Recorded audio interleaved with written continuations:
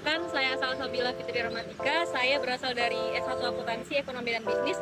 Di sini saya akan memperlihatkan kepada kalian semua monumen sejarah di Provinsi Bengkulu, yaitu Benteng Marlborough. Benteng Marlborough adalah salah satu benteng peninggalan Inggris di wilayah timur, yang lokasinya berada di Provinsi Bengkulu. Benteng ini dibangun antara tahun 1714 sampai 1719 oleh East India Company atau EIC di bawah kepemimpinan Gubernur Joseph Collett. Sejarah berdirinya Benteng Marlborough tidak terlepas dari masuk dan berkembangnya EIC, kongsi dagang milik Inggris di Bengkulu. Setelah kalah dari VOC di Banten, Bengkulu memang menjadi pusat aktivitas EIC di Asia Tenggara. Untuk menandai kepentingannya di Bengkulu, Inggris membangun benteng terbesarnya di kawasan ini. Benteng Marlborough mulai dibangun pada tahun 1714. Nama Marlborough sendiri diambil dari nama jenderal Inggris terkenal, John Churchill Duke of Marlborough, yang hidup di awal abad ke-17. Dalam proses pembangunannya yang memakan waktu hingga 5 tahun, EIC meminta bantuan dari rakyat Bengkulu. Pada pertengahan abad ke-18, Benteng Marlborough mengalami perluasan dengan menambahkan gudang senjata dan permukiman.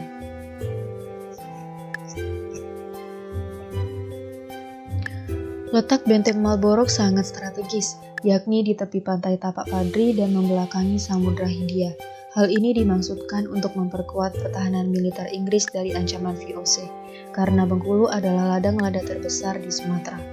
Seiring berkembangnya waktu, bangunan ini juga difungsikan sebagai pusat perdagangan, pusat penyimpanan rempah-rempah EIC, pemantau lalu lintas lada, dan untuk mengawasi pelayaran serta perdagangan di sekitar Selat Sunda. Selain itu, Benteng Marlborough juga digunakan sebagai tempat tinggal bagi pejabat Inggris. Tercatat pada tahun 1792, terdapat sekitar 90 pegawai sipil dan militer yang tinggal di benteng ini.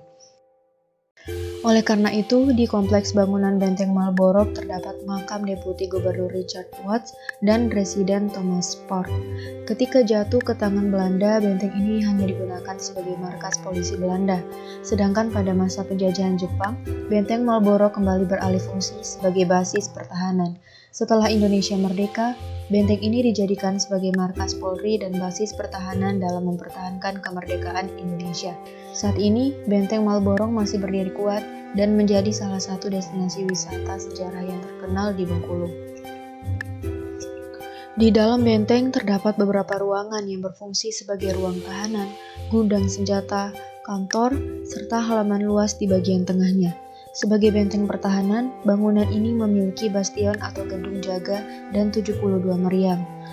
Benteng Marlborough sebenarnya juga dilengkapi dengan terowongan bawah tanah yang mengarah ke Pantai Panjang, Tapak Padri, dan gedung daerah atau Istana Gubernur. Sayangnya, terowongan-terowongan tersebut kini telah tertutup karena tidak dipelihara. Bangsa yang besar adalah bangsa yang tak pernah melupakan sejarahnya. Karena menjadi bangsa yang besar bukan hanya melihat tentang bagaimana tantangan selanjutnya, namun selalu melihat sejarah yang telah diukir oleh jasa-jasa para pahlawan sebagai batu loncatan merancang strategi yang lebih baik lagi ke depannya. Bangsa ini merindukan sosok-sosok pahlawan yang dapat memajukan negara ini, dan pastikan bahwa kamu adalah pahlawan itu. Marilah teman-teman semua untuk tidak melupakan sejarah bangsa kita. Itulah sekian video monumen sejarah dari Provinsi Bengkulu, yaitu Benteng Marlborough.